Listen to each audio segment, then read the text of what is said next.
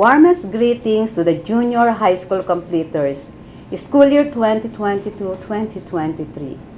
DepEd SDO Laguna shares your joy and pride on this important milestone in your life.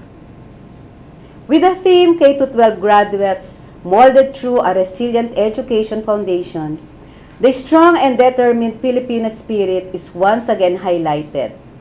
This year, you have proven that learning recovery can be achieved amidst numerous physical, economic, and societal challenges. You have demonstrated that achieving your goals is possible despite uncertain and complex situations.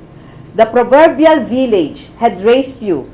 Your teachers, parents, and school community have all played their part to help bring you to this stage of enhanced competency, skill, and attitude.